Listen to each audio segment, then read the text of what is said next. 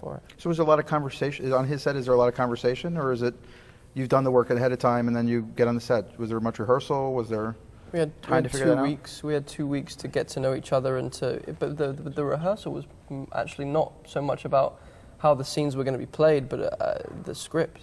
Yeah, we would have like a 6-hour rehearsal and stuff. have run the scene once during the whole time. We would be kind of discussing it, or they would be kind of changing little words, like you're saying. But the rehearsal was, certainly not about, blocking, but it also wasn't about kind of the actors figuring out what we're doing. We did that mostly on film or on tape or whatever they were doing.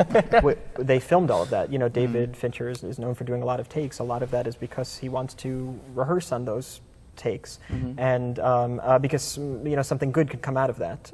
He does a lot of takes, and the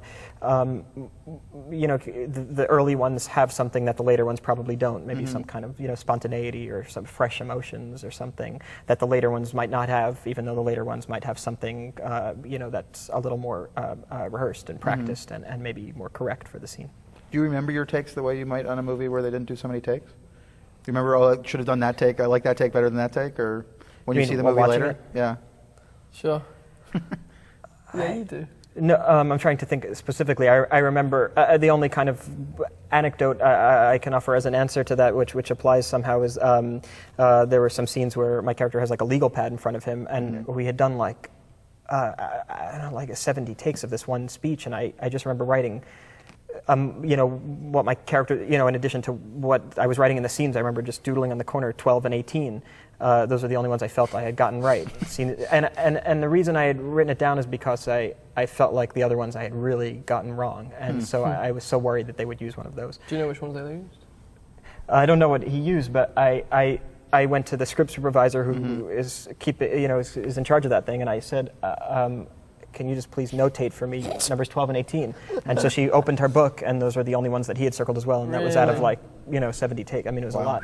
So, that's pretty cool. So I don't. It wasn't just totally fortuitous. It was also like, I think I received encouragement after those takes and felt good about them. It wasn't just a total coincidence, but out of all, but that's really kind of what the experience is like doing a lot of takes. Is you'll hit like peaks and valleys, and maybe 12 would be good, and then you're not good until 18, and maybe you're not good until 37, and it's hard to kind of describe why that happens or what hits you in those times that it feels better, and that's just something that's kind of I'm unable to articulate. But when it does happen, you feel much better than when it didn't happen. But also, as soon as you surrender to the knowledge that you have no control over, fantastic, that's great. That you have that you do lose track, and you do have no control over the film, the final outcome of your performance. I think he needs that. He needs you to experience that in order to get what he needs, and to get you released, and not acting, not judging yourself, not watching yourself. And it's all, I think it feels, whether it's a conscious thing or not, it feels directly a part of that method of the way he works. So the language itself, the Sorkin script, is so specific. Sorkin has a style, and I keep on comparing Jesse to Bill Macy with Mamet, or you kind of do the Shakespeare, the poetry of Sorkin, as well as anybody I've ever heard do 3 minutes of it, much less as many speeches as you had. You seem to not go for that quite as much of a sing-song. You don't seem to be doing Sorkin. Right. And did you think of it that way? Did you find the lyrics, the music in it, or is it just you? Well, I've been a fan of Aaron Sorkin, so I knew what I was getting into. I used to watch his TV show called Sports Night. I used to videotape every episode because I like rewatching the scenes. So whether or not that educated me on him, or I found it because I felt comfortable with it, or probably both. I knew what I was getting into. I knew when I read his script how it sounded kind of correct to me. Aaron writes in a very specific way that if read wrong you could tell immediately it doesn't work well. When we would drop a word on set, it would be evident. It wouldn't just be kind of like the way we say it. It would be less good. And Eduardo was more like, I guess, Pacino and Glengarry Glen Ross. I'll give you a comparison that's better. I mean, that's the thing where it's like some people go with Mamet and some people, find their own voice, and Mamet doesn't sound the same way exactly. Right. Or were you even conscious of it? No, I don't think so. I think I was just trying not to get in the way of it. Like, I think I was trying to. I mean, I don't know. There was a weird thing happening because I was working. I don't know, because he's Brazilian. He's from Brazil, and there's a different. That's a different rhythm. I was working from that basis. The fact that he was raised in Brazil and then raised in Miami, and his cultural upbringing was incredibly diverse, and I was trying to let that inform what was already on the page, maybe subconsciously. I don't know if. God, I don't know. I feel guilty now. I feel like I don't know. I just feel like it's.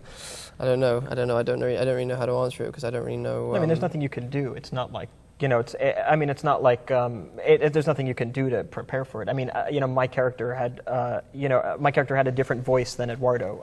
My character. That was important. Had speeches that Eduardo wouldn't have. And the way and vice versa. Your rhythm was different. The way Aaron's Mark Zuckerberg's rhythm was different to Eduardo's rhythm in script form anyway. I don't know how they would be defined. Yeah, I mean, I think my character's far more explicitly Aaron Sorkin's writing, right. And Andrew's character is not. Mark is a character. Mark, and as in this movie, is a character only Aaron Sorkin could have written. It's a perfect marriage between character and writing style. Eduardo has to be the ginger to your Fred, I guess. That's how we thought. The straight man. That's how he dressed. Were the heels hard on set? Was it difficult? Yeah, well, we put taps on the bottom so it would always sound nice walking to set. So the thing about movie Zuckerberg versus real Zuckerberg and all of that, were you guys conscious of that during the movie? It became such an issue as the movie was coming out. When we started filming the movie, Mark was much less public than he is today. So it's been important for me to note when asked about the real person.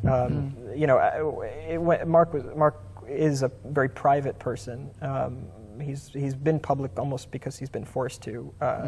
Before this movie, he's been forced to because he runs a major company, and now he's been forced to because we made a movie about him.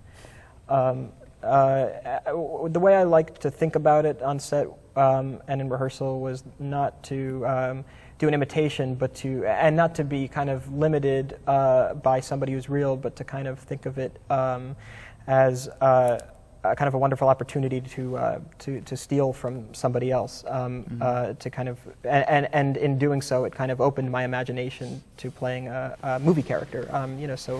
So I'd watch the way he would lick his lips in an interview, think about why he might do that. Is he hiding something? Is he uncomfortable? Is he trying to avoid the question? Is he trying to prolong the space between his answers so he can think of something better to say?